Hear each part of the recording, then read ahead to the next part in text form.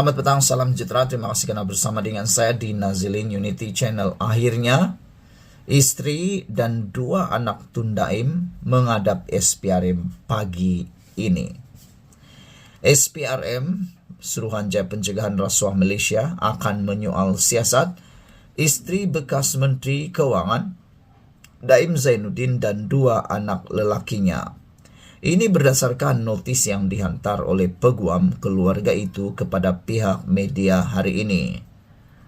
SPRM kini sedang menjalankan siasatan terhadap Daim berkaitan pendedahan mengenai kekayaannya dalam kertas Pandora. Itu sebabnya ramai netizen kata apabila istri Daim menyatakan bahawa Daim disiasat, dianiaya kerana kekayaan beliau, ada netizen menjawab.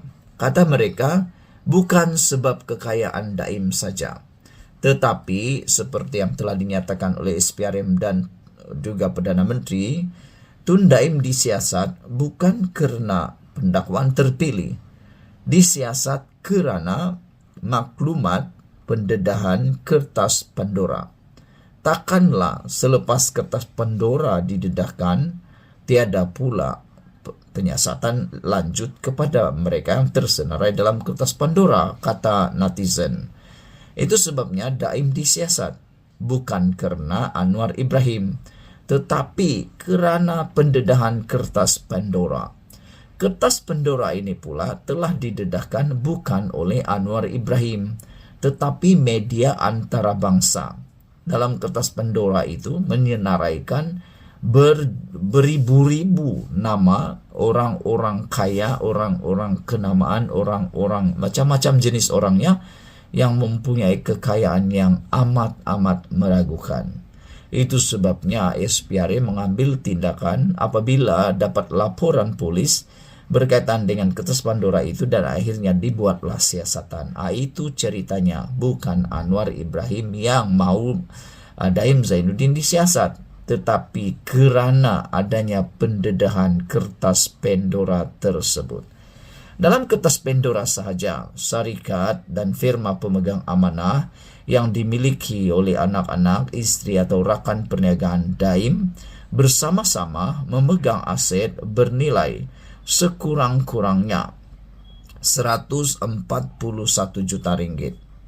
Sebelum ini, Daim menjawab laporan Malaysia Kini dengan berkata, bukan semua pemegang amanah yang disenaraikan portal itu adalah miliknya dan semua urus niaga yang dijalankannya adalah sah. Dia berkata, pemegang amanah adalah sebahagian daripada perancangan harta pusaka dan semua cukai yang perlu dibayar telah dibayar. Memiliki entiti luar pesisir tidak menyalahi undang-undang.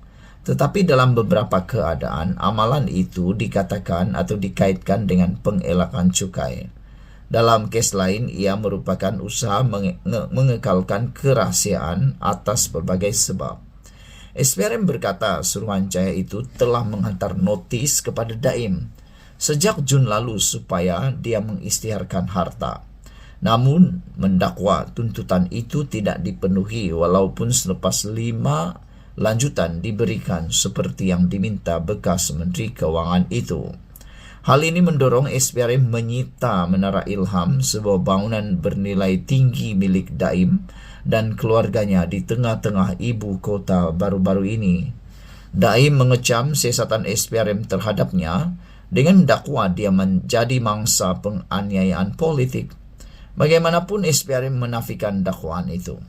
Dipetik daripada sumber malaysiakini.com. Sekian dulu untuk kali ini. Jangan lupa tinggalkan komen anda, tekan butang subscribe. Malaysia kita punya, kita jaga sama-sama. Cintai Malaysiaku. Kita jumpa lagi. Bye-bye. Selamat petang, salam sejahtera. Terima kasih kerana bersama dengan saya di Nazilin Unity Channel. Ganggu agung dengan isu jatuhkan kerajaan di akhir tempo pemerintahan. Sesuatu perbuatan biadab kepada raja. Dipetik daripada Sabudin Hussein. Semua rakyat Malaysia, bahkan hampir seluruh dunia tahu tempo pemerintahan Sultan Pahang Al-Sultan Abdullah Riayatuddin Al-Mustafa Bilal Shah sebagai yang di Pertuan Agong akan tamat pada 30 Januari 2024. Bermula 31 Januari, Agung baru yaitu Sultan Johor, Sultan Ibrahim, Sultan Iskandar yang akan memainkan peranan sebagai ketua negara sehingga tahun 2029.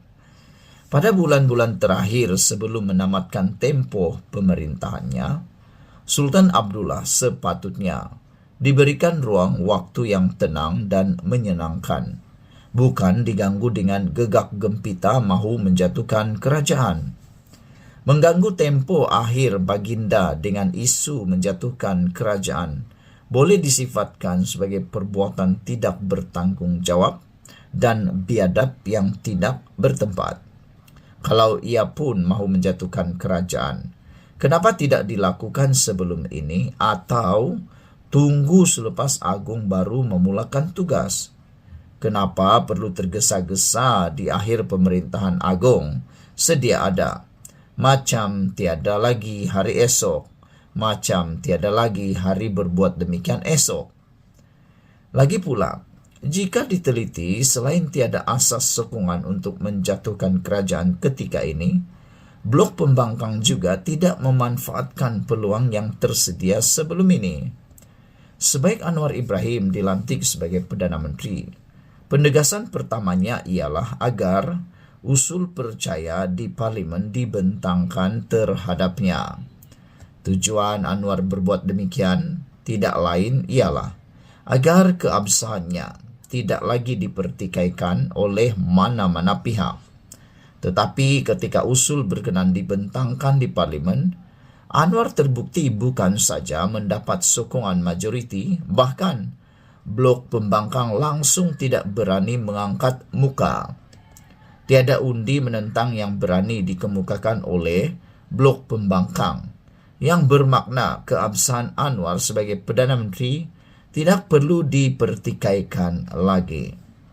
Sepatutnya dengan undi percaya yang lulus penuh itu, ia berkuat kuasa sehinggalah parlimen dibubarkan dan mengekang sama sekali sebarang usaha menumbangkan kerajaan di tengah jalan.